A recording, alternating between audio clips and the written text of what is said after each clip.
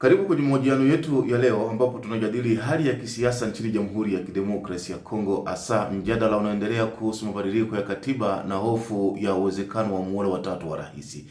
Wakati baadhi wakisema ni hatua ya kawaida ya kisiasa, wengine wanaona kuwa ni ishara inayoweza kuhatarisha mustakabali wa demokrasia nchini Jamhuri ya Kidemokrasia ya Kongo.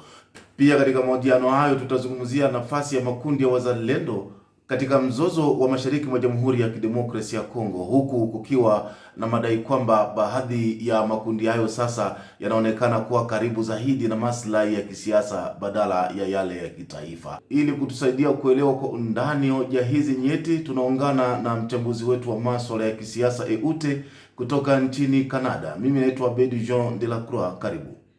Naam, Eute, tuliwahi kuzungumza na wewe hapa mjadala kuhusu muhula wa tatu wa rais wa Jamhuri ya Kidemokrasia ya Kongo Felix Tshisekedi. Wewe ulidhani kwamba hatua hii si nzuri. Kwa nini swala la muhula wa tatu linakuwa nyeti sana katika siasa za Afrika, hasa katika nchi ya Jamhuri ya Kidemokrasia ya Kongo?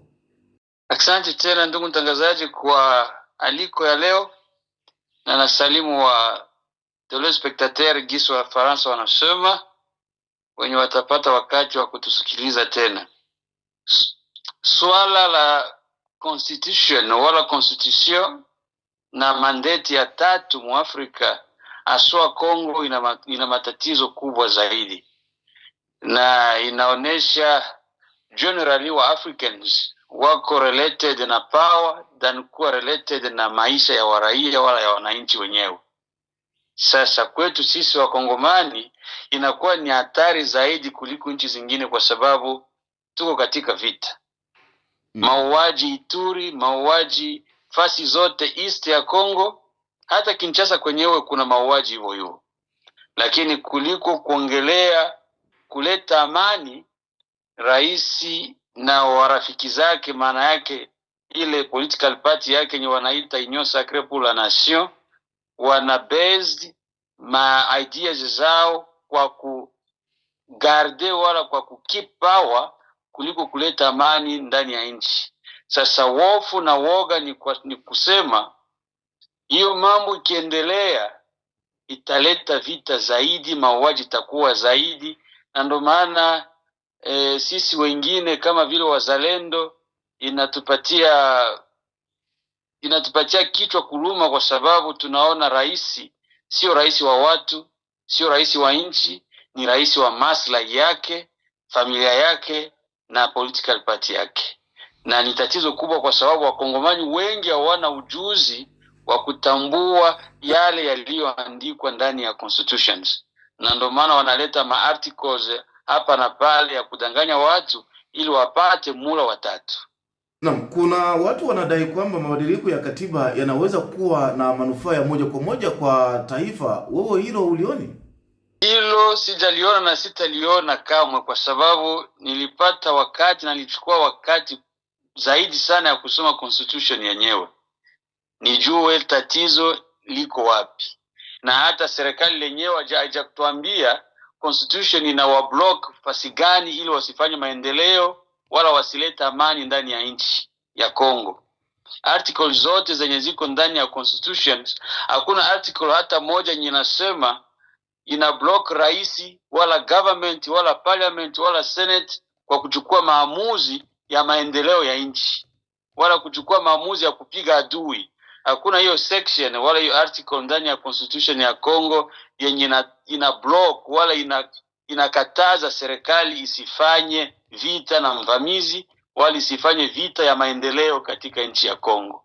Na ndio maana nasema hakuna maslahi yoyote, kwa sababu articles ya 118 ndani ya 218 ndani ya constitution ya Kongo inapatia bunge, raia, pia rais mwenyewe kwa kubadilisha zile articles zenye zinaweza kuwa ndani ya constitution zenye ziambatani na maslahi ya nchi tena. Yani ingekuwa seme hiyo ndo kesi kubwa kabisa, awangesema juu ya mabadiliko ya katiba, wangesema juu ya amendment, wangesema juu ya modification ya katiba, kwa sababu hiyo article ya 218 inawapatia ruhusa, inatupatia sisi wote Wakongomani ruhusa ya kuchange wala kubadilisha zile section ndani ya constitution zenye haziambatani tena na maslahi ya nchi. Lakini kwa sasa government inapenda kubadilisha kwa sababu article 220 inakataza mtu rais kwenda hadi kupita miula mbili, yani term mbili ndio mwisho. Sasa kwa kufanya term ya tatu ni lazima wafanye ile wanaita referendum. Referendum maana yake waandike katiba mpya tena wairamplace, na hii tutaingia katika ile wanasema katika lugha ya Kifaransa 4e Republique, yenye itapatia Rais Tshisekedi miula mingi tena mbele, sio moja tu, mbili, itakuwa miula mingi zaidi, kwa sababu itakuwa republic ya mpya ya 4 na mambo yote mapya. Na ndio hiyo wanatafuta, hawatafuti maslahi ya raia, hawatafuti maslahi ya nchi, wanatafuta maslahi yao peke yao na kukeep power within power ndani ya chama chao cha Union Sacrée pour la Nation. Na ndio maana nasema sijaona maslahi yoyote mule ndani katika hiyo propaganda yao ya kuchange constitution. Ni kitu gani ambacho unakiunga mkono kati ya marekebisho na mageuzi ya katiba? Maana kuna mmoja wanasema mageuzi sio mazuri, wengine wanasema marekebisho. Labda wewe unaunga kipi mkono kati ya vitu hivi viwili? Mimi ningeunga mkono marekebisho ya katiba, kwa sababu marekebisho ya katiba inafanyika katika nchi zote za ulimwengu. Hiyo ni haki ya kidemokrasia ya nchi zote za ulimwengu, zinafanya marekebisho ya katiba kila wakati. Na ndio maana mimi nasema ingekuwa heri wangetuambia wanakaribisha katiba, hapo tungesema kweli hapa kuna maslahi ya nchi, kuna maslahi ya waraia, kuna maslahi ya demokrasi yenyewe ndio inatupatia sisi waraia power ya kuchagua viongozi. Lakini wakati wanasema kubadilisha katiba, hiyo napinga, kwa sababu wanaibadilisha kwa lengo moja tu ya kukeep Nani Tshisekedi kwenye power until I don't know when. Itaendelea mpaka huko kabisa, atakuwa na mandate mbili tena baada ya kufanya hizi mandate mbili hapa zenye zitamalizika mu 2028. Ndio maana mimi napinga hiyo, kwa sababu democracy tulisema wakongomani hakuna rais wa kufanya zaidi ya 2 terms, yani mandate mbili zake zimeshaenea na zitaenea mu 2028, and he should keep that in his mind. Atie hiyo katika akili yake, hatutaki hiyo mabadilisho ya katiba kwa sababu juu ya lengo lake, hapana. Ikiwa kweli rais atajaribu kubadilisha mazingira ya kisiasa kwa ajili ya muhula mwingine, unaona DRC inaweza kuelekea wapi katika hali ya kisiasa na kiusalama? Akiendelea na idea ya muhula wa 3 ya kubadilisha katiba, DRC itaingia katika vita ya waraia wa Kongomani wenyewe, vita ya uvamizi itaendelea, na destabilize the entire country. Yani nchi haitakuwa na amani kabisa, na vifo vitaendelea kuwa vingi zaidi. Hata hiyo diplomacy yenye wanasema wanafanya diplomacy mzuri, nchi za Ulaya hata Marekani itatu reject. Tuangalie sasa nafasi ya upinzani katika mchakato huu ambao unazungumzwa nchini Jamhuri ya Kidemokrasia ya Kongo. Unafikiri upinzani nchini DRC una nguvu ya kutosha kuzuia mabadiliko yanaweza kuleta muhula wa 3 wa Rais Felix Tshisekedi? Siamini zaidi kama kusema kwamba upinzani katika nchi ya DRC ina nguvu zaidi, kwa sababu wafanyasiasa wa Kongo ni wafanyasiasa wa rushwa, ni wafanyasiasa wa maslahi zao. Wakati maslahi zao wakiwapatia sijui mkate fulani, wanaweza hata wakaachia ile na kuachia ndugu Tshisekedi aendelee kufanya kazi yake. Lakini kazi ni kwa sisi wakongomani wenyewe. Sisi ndo tuliompatia Tshisekedi mandate ya kutugovern within 10 years 5-5 tukidivide. Na sisi ndo tulisema katika katiba ya sasa hakuna mtu wa kwenda zaidi ya miaka 10, yani mandate 2. Tusitegemee kabisa wafanyasiasa, kwa sababu tuna experience sana wafanyasiasa wa Kongo. Sisi wakongomani wenyewe sisi tujitegemee. Maana yake nataka kusema hivi, wakongomani wenyewe wasukume wafanyasiasa ili Tshisekedi asipate nguvu ya kubadilisha katiba yenye itamruhusu kufanya zaidi ya 2 terms. Lakini upinzani huo ambao wewe unaokataa kwa leo ndio ulimuondoa Rais Joseph Kabila madarakani ute. Yes, kweli context ya Kabila na context ya sasa ina utofauti, kwa sababu ile vibabe vyote vya opposition viko ndani ya hiyo chama cha Tshisekedi kenye wanaita Union Sacrée pour la Nation. Tukicompare the two situations, ya sasa iko very fragile. Opposition ya leo haina nguvu zaidi kama nguvu zilizokuwa zamani ile wakati ya Kabila, kwa sababu political parties za mingi ziko katika governance party. Sasa ni hatari na ni shida sana kwa sisi wa Kongomani, kwa sababu tulikuwa tunazania opposition ikifika kwenye madaraka tutapona, kumbe ni yale yale tu. Kuna marais wengine waga wajali yale ambayo yanazungumzwa nje. Je, kama atafanikiwa kubadilisha katiba, tutarajie Paul Biya au Yoweri Kaguta Museveni mwingine wa DRC? Kwanza nitasema Kongo na Uganda wana Cameroon tuna utofauti zaidi sana. Hakutakuwa namna Tshisekedi abadilishe katiba bila damu kumwangika kwetu Kongo. Hiyo haiwezekani. Kongo sio Cameroon, Kongo sio Uganda. Haitawezekana, na siamini kwamba Tshisekedi ataweza kubadilisha katiba, kwa sababu wakongomani sio wapumbavu. Wakongomani wanajua demokrasi vizuri. Tshisekedi hana nguvu ya kumzidia Kabila. Kama Kabila aliondoka, sisi wakongomani ndio tulimuondoa, na sisi pia wakongomani tutamuondoa tu. Siaminie kama kweli atakuwa na mamlaka ya kuzidia sisi wa raia wa Kongo. Kwani nataka kusema siwezi compare the two situations ya Kongo, Uganda na Cameroon, kwa sababu Waganda wana mambo yao gisi wanavyoelewa demokrasi na siasa. Cameroon hivyo hivyo. Sisi wakongomani pia tuna namna yetu ya kufukuza viongozi. Naam, kabla tujaingia kwenye swala la wazalendo, ningetaka sasa nipate mtazamo wako kijumla kuhusu haya ambayo tumetoka kuyazungumzia. Mtazamo wako ni upi kuhusu kubadilisha katiba nchini DRC? Mtazamo wangu, nitapenda nilete mfano kabla ya kuleta mawazo yangu. Ufaransa kulikuwa president walimuita Charles de Gaulle. Charles de Gaulle alikuwa rais wa Ufaransa, na wakati huo alibadilisha katiba na ikakuwa adopted mu 1958.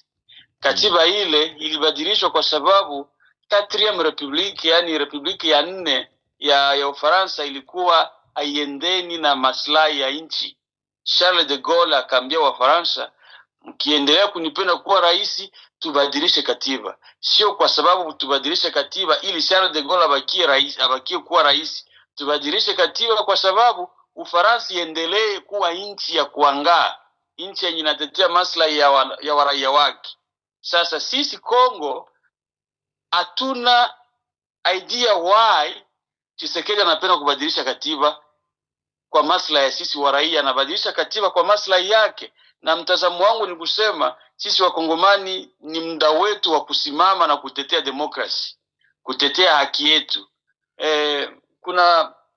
Kuna filosofa mmoja wa Ufaransa wanamuita Victor Hugo, alisemaka katika lugha ya Kifaransa, dans le moment troublant soyons le serviteur des droits et les esclaves du devoir. Inamaanisha wakati ya crisis kama hii tufanye nguvu sisi wakongomani ili viongozi respect justice. Justice ndio ile demokrasi, haki yetu, na sisi wote tuna ile devoir. Maana yake tunaombeka sisi wote wakongomani tutetee maslahi ya nchi. Kuitetea maslahi ya nchi ni kupush, ni kuambia viongozi sisi ndio tuliwatia pale, na kama mnataka kutuletea tena matatizo, sisi wenyewe ndio tutawatoa pale. Maana yake nataka kusema sisi wakongomani tusipatie rais na wafanyasiasa namna ya kutetea haki zetu, na tunaijua haki yetu. Tulimpatia Tshisekedi miula 2 na itaisha, aende na tutachagua mwingine. Tusimpatie wakati kabisa. Mtazamo wangu kwa kufinalize ni kusema tusiitike mabadilisho ya katiba, tuitike makerebisho ya katiba, kwa sababu hiyo ni haki ya demokrasi katika nchi zote za ulimwengu.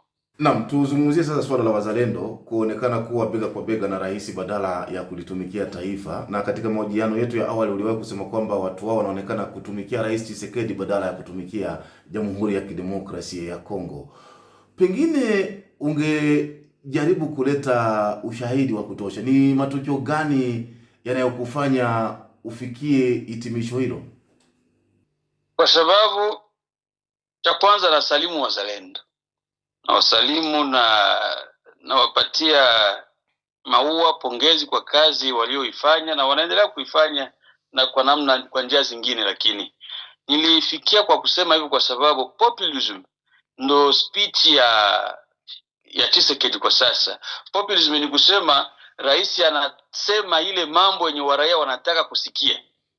Sasa Tshisekedi anaambia sisi Wakongomani adui wetu ni Rwanda, na sisi wote tunajua adui wetu ni Rwanda. Maana yake wazalendo wamekumbwa na hiyo speech ya adui wetu ni Rwanda, lakini ndani yake yeye adui wa Wakongomani kwa sasa ni Tshisekedi mwenyewe, na yule adui wetu sasa ndo wazalendo wanamfuata.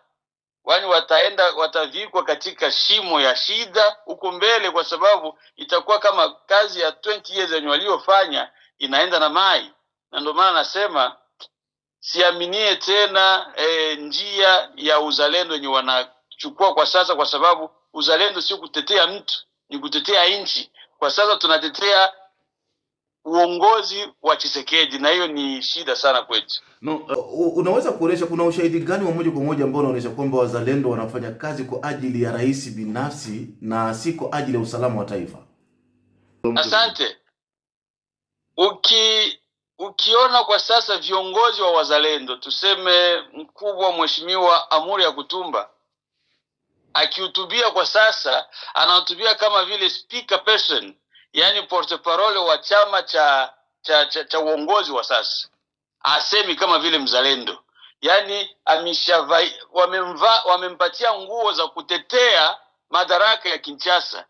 Amesahau kwamba nguo sisi wa raia tuliomvalisha na yeye peka aliyevalisha ilikuwa nguo ya uzalendo ya kutetea nchi. Lakini kwa sasa yeye na Kabuya hakuna utofauti. Kabuya anasema ule secretary general wa UDPS na yeye ni sawasawa tu, wote wanatetea maslahi ya rais, sio maslahi ya nchi tena.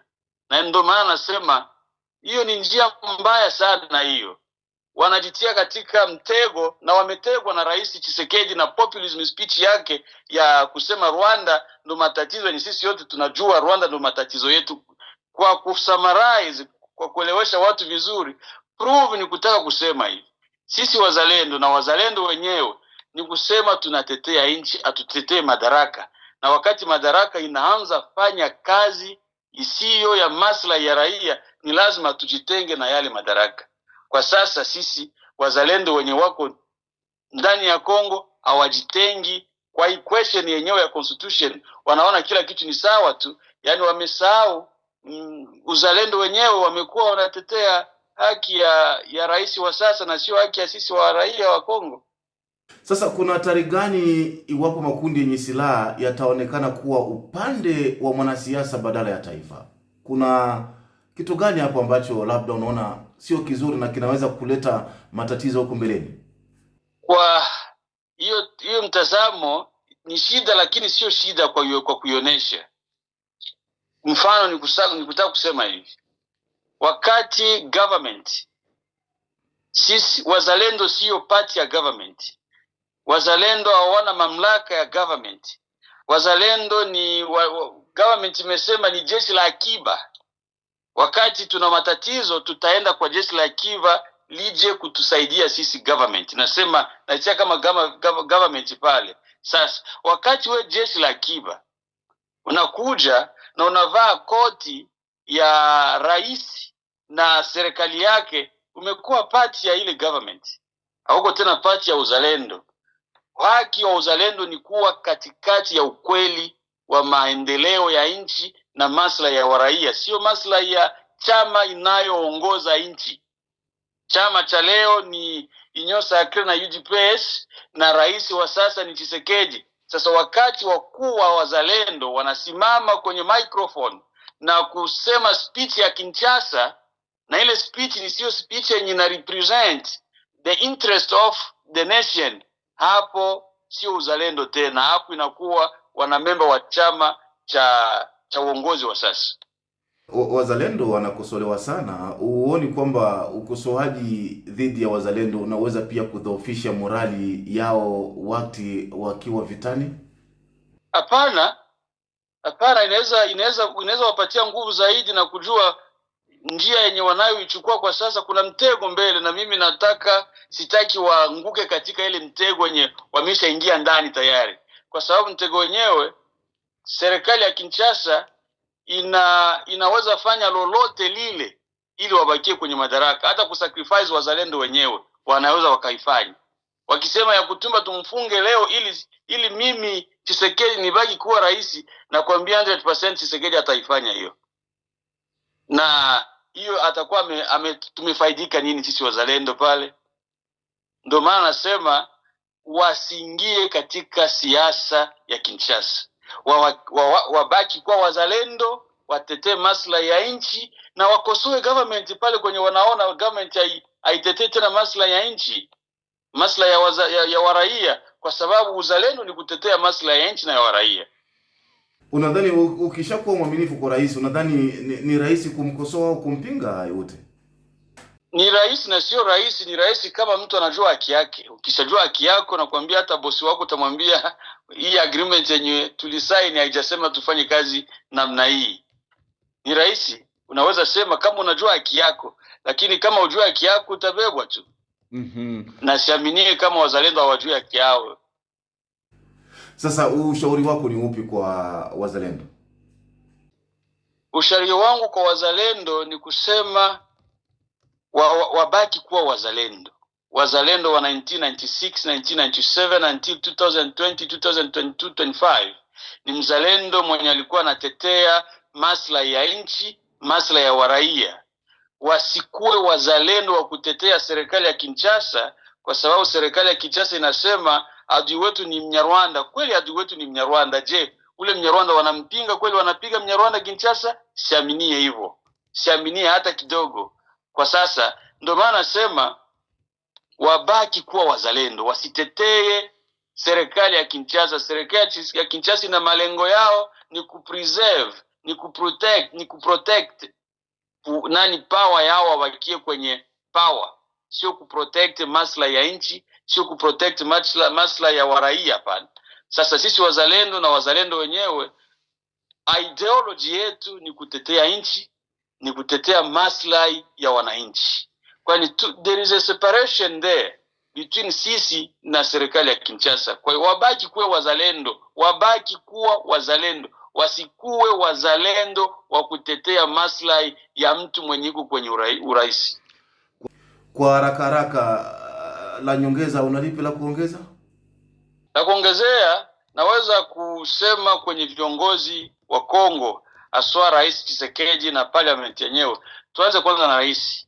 Rais Tshisekedi, wakati mtu yuko rais wa nchi anatetea maslahi ya nchi, ndio ile uliyosema katika conference yako, utafauti wa mfanyasiasa na mtu mwenye anatetea maslahi ya nchi, ule wenye wanaita katika lugha ya Kifaransa un homme d'etat. Lakini kwa sasa na wewe pia tumekuta huko mfanyasiasa tu, yani unatetea malengo ya kuendelea kuwa rais, sio malengo ya waraia, kwa sababu Ituri watu wanakufa, Kivu watu wanakufa, M23 yenyewe ingali inaendelea kufanya maafaka yake. Sasa wewe unatuambia tubadilishe katiba. Kwa nini usituambie tupige adui aende Rwanda, wala tuleta amani ndani ya nchi ya Kongo? Na kama utapenda transition ya 1 to 2 years ili vita imalizike, we can still do that via parliament. Na nyinyi wabunge pia, na kuja kwenu wabunge, sisi wa raia tumewapatia nguvu ya kusimamia haki zetu.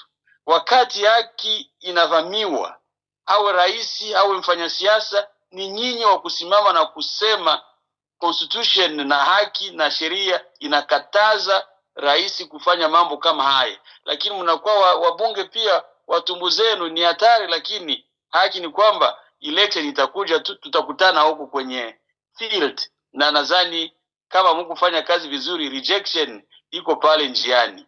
Kwa hiyo msimame, mtetee maslahi ya sisi wenye walio wapatia hiyo nafasi ya kutusimamia ndani ya bunge. Ute, mimi nikushukuru sana kwa uchambuzi makini kabisa. Asante pia.